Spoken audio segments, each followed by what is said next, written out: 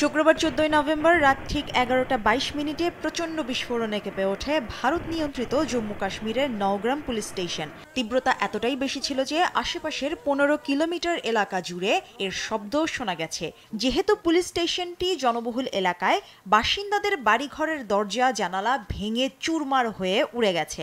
মুহূর্তেই পুলিশ কর্মকর্তা, ঊর্ধ্বতন রাজস্ব কর্মকর্তা, ফরেনসিক বিভাগের কর্মকর্তা এবং স্থানীয় একজন সহ ঘটে হতাহতের ঘটনা। বিস্ফোরণের কারণ অ্যামোনিয়াম নাইট্রেট, যা গেল সপ্তাহে দিল্লির রাজনৈতিক ক্ষমতার প্রতীক লাল কেল্লা নাশকতায় ব্যবহৃত হয়েছে।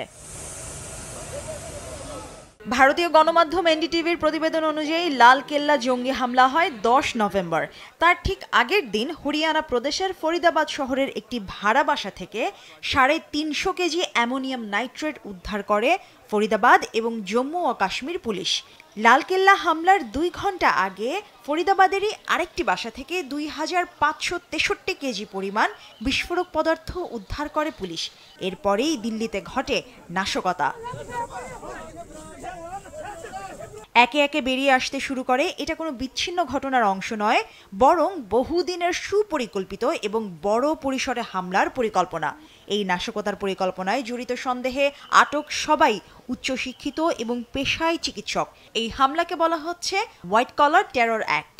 বিশেষজ্ঞরা বলছেন, আটক হওয়া সবাই অনেক বছর ধরে ধৈর্যের সঙ্গে সংঘবদ্ধভাবে এক উদ্দেশ্যে লেগেছিলেন। সম্ভবত শেষ মুহূর্তে ভারতীয় গোয়েন্দা সংস্থাগুলোর তৎপরতায় ভেস্তে যায় জঙ্গিদের দুরভিসন্ধি। অন্যদিকে লালকেল্লা নাশকতার ২৪ ঘন্টার মধ্যেই পাকিস্তানের রাজধানী ইসলামাবাদের বিচারিক কমপ্লেক্সের বাইরে ঘটে এক আত্মঘাতী বোমা হামলা। জন্মলগ্ন থেকেই চিরশত্রু ভারত পাকিস্তানের দুর্গ হিসেবে পরিচিত দিল্লি এবং পাকিস্তানের প্রাণকেন্দ্রে এমন ভয়াবহ হামলার ঘটনায় নিরাপত্তা নিয়ে উঠেছে প্রশ্ন। সেই সঙ্গে বিশেষজ্ঞরা বলছেন, এই ঘটনাগুলো একক কোনো ঘটনা হতে পারে না, প্রতিটি হামলাই আন্তঃসংযুক্ত। বিশ্লেষকদের মতে, গোয়েন্দা সংস্থাগুলোর তৎপরতায় হয়তো এই যাত্রায় বড় কোনো হামলা থেকে রেহাই পাওয়া গেছে, কিন্তু এত বছর ধরে বিস্ফোরক পদার্থ এবং এর আনুষঙ্গিক অস্ত্র জোগাড় এবং হোয়াইট কলার টেরর মডিউল তৈরি, এই সবই গোয়েন্দাদের চোখ ফাঁকি দিল কিভাবে তা নিয়ে আঞ্চলিক বিশ্লেষকদের কপালে চিন্তার ভাঁজ পড়েছে। তাদের মতে, এমন সুসংঘবদ্ধ সন্ত্রাসী কার্যকলাপ অশনি সংকেতের আলামত। মুশরিফা নুজহাত, দেশ টিভি।